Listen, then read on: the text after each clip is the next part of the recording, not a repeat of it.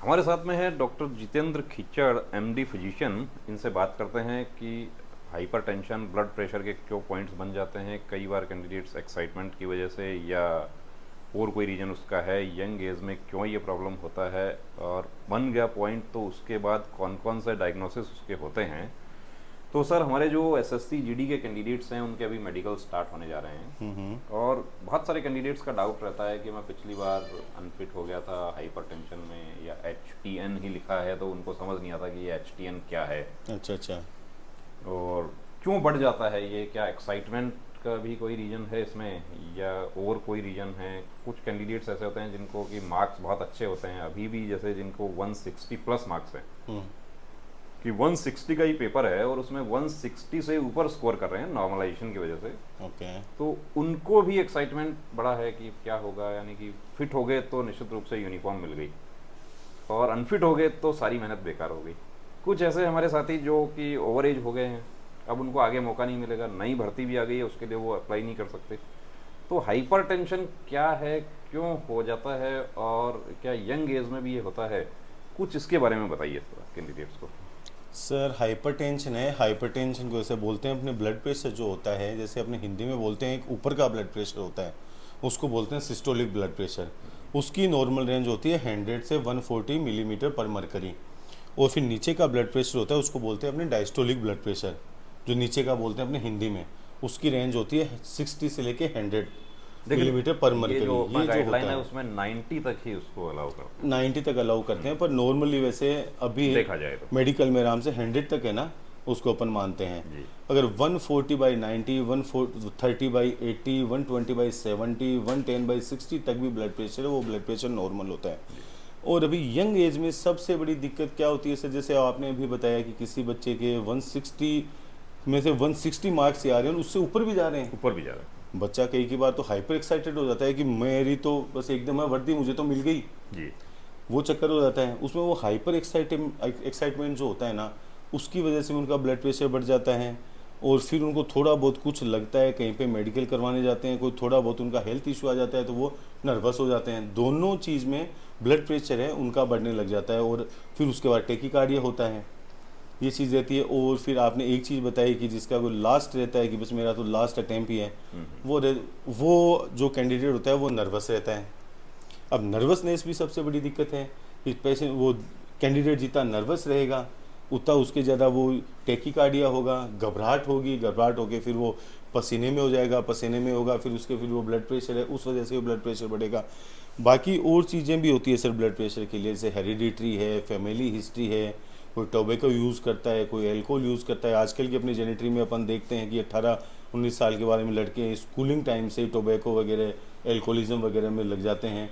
पर ये आपके अभी जो बच्चे अपने एसएससी जीडी वाले आ रहे हैं, ये चलो ये अच्छी मेहनत करते हैं कुछ भी, और कई की बार क्या है कि बहुत ज़्यादा मेहनत की वजह से भी टेकिकार्डिया होना और ब्लड प्रेशर होने लग जाता है। होने लग जाता है हाँ, कि वो उसका नींद प्रॉपर नहीं वो हो रहा नींद है। प्रॉपर नहीं होना, सुबह जल्दी उठना, हर चीज़ में फिर वो चीज़ है ये होने लग जाती है सर। अच्छा सर, ये लोग क्या रात का ट्रैवल करके जाते हैं, तो रात में कहीं इनको जगह नहीं मिला, प्रॉपर प्रॉपर स्लीप भी नहीं हुआ, तो वो भी इशू हो जाता है सर सुबह इशू सुबह? तो होता ही है, अगर प्रॉपर अपनी स्लीप ही पूरी नहीं होगी, स्लीप अगर पूरी नहीं होगी, अगर नींद पूरी नहीं हो रही है तो अपने आप ब्लड प्रेशर भी बढ़ेगा, टेकिकार्डिया भी होगा। फिर उसके बाद में कैंडिडेट अपने पास आ रहे हैं या कहीं पे भी जा रहे हैं, मेडिकल के लिए जा रहे हैं, तो वो वैसे ही लगभग लिथार्जी टाइप में रहेगा, वो एकदम लिथार्गिक रहेगा, वीकनेस रहेगी उसके, और रहेगी। वो एकदम मतलब ढीला ढाला रहेगा।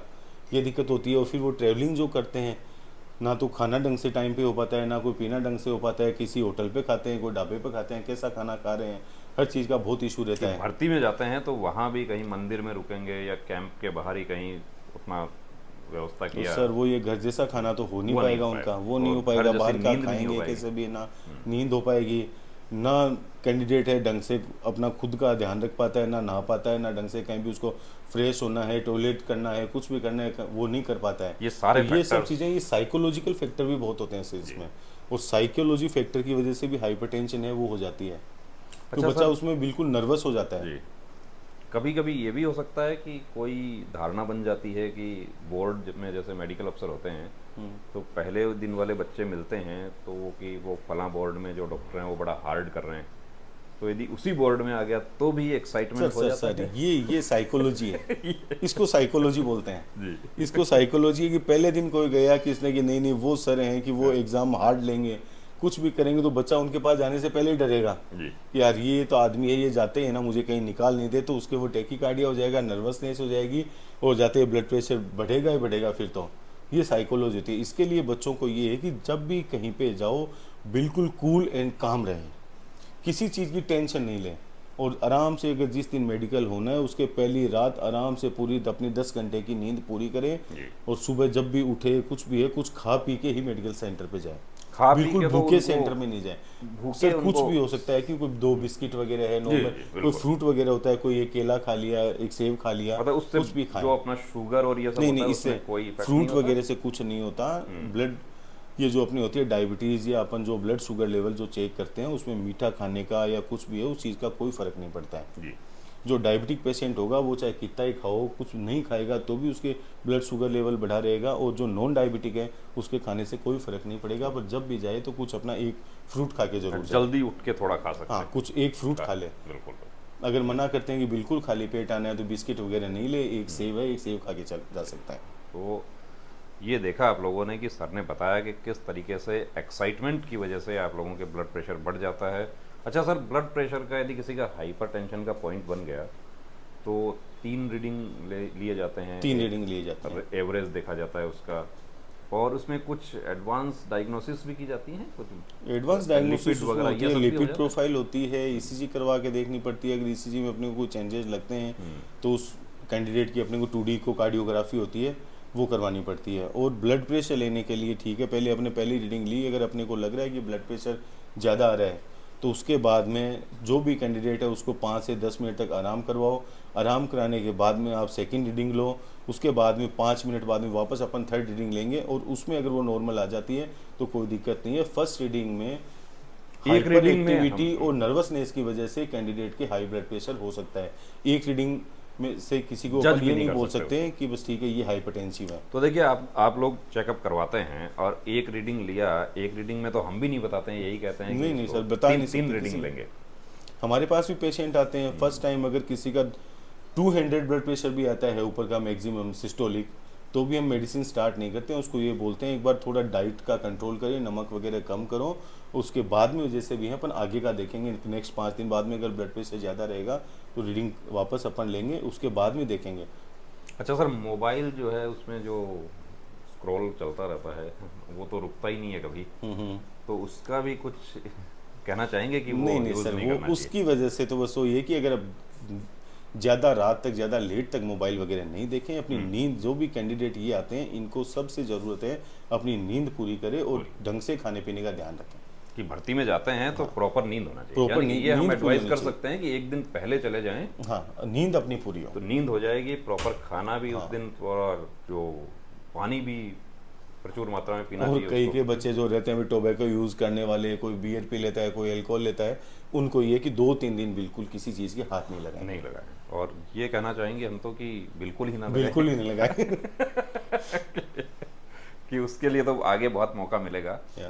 तो देखा, सर ने आप लोगों को बताया कि नींद प्रॉपर होना चाहिए, रेस्ट रिलीफ प्रॉपर होना चाहिए, और दूसरी बात टेंशन नहीं लेने का। काम तो 2 ही होंगे कि या तो भर्ती हो जाएंगे या नहीं होंगे। सही है। नहीं होंगे तो यदि लास्ट स्टेज है तो भी क्या होगा कि कुछ ना कुछ और रास्ता खुलेगा। ऑप्शन बहुत हैं, ये ऑप्शन तो है बहुत नहीं कि लास्ट यही है। बिल्कुल बिल्कुल, तो ऑप्शन बहुत है, ये सोच के अपने को काम करना है। और चेकअप भी आप लोग करवाते हैं तो एक रीडिंग से ये जज नहीं करना कि मेरा तो ब्लड प्रेशर हाई हो गया या लो हो गया।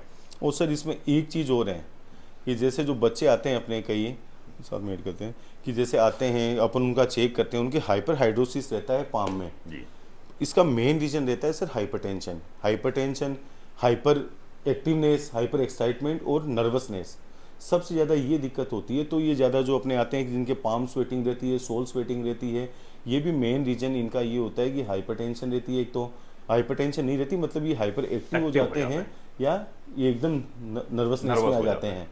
इस वजह से ही ये दिक्कत होती है। तो ये भी बहुत बच्चों में ये दिक्कत रहती है। तो इसके लिए भी सबसे ज़रूरी है बस बॉडी को कूल एंड काम रखना, और जब भी कहीं जाए अपनी नींद पूरी करे बस। इस चीज़ का इसमें भी बहुत ध्यान रखना होता है नींद सर। पूरी नहीं होगी तो विजन भी थोड़ा बहुत विजन में डिक्रीज हो जाता है। आएगी सर, विजन में दिक्कत आएगी। 6/9 हो गया या 6/9 12 हो गया। 6/12 आ जाएगा उसमें। अगर जी। पूरी नींद नहीं हो पा रही है, कई कई बच्चे जैसे दूर से आते हैं अपने पास, वो 2-2 रात तक ट्रेन में सो ही नहीं पाते हैं, और फिर वो अब अपने पास आते हैं, या फिर जहाँ पे वो मेडिकल करवाने जाएंगे वो 2 दिन चल के वहाँ पे जाएंगे, जी। और अगर उसी दिन वो जाएंगे तो वहाँ पे उनके वो दिक्कत होगी, घबराहट होगी, घबराहट आगे टैकीकार्डिया, हाइपरटेंशन के साथ ही उनके वो पसीना आने लग जाएगा हाथों में, वो चीज़ें। तो सबसे ज़रूरी है कि नींद अपनी प्रॉपर पूरी करे, और बस ठीक है, हाइपर एक्टिव नहीं हो और बिल्कुल भी नर्वस नहीं हो। जी, तो बहुत अच्छी जानकारी दी सर ने, बहुत बहुत धन्यवाद सर का। जय हिंद।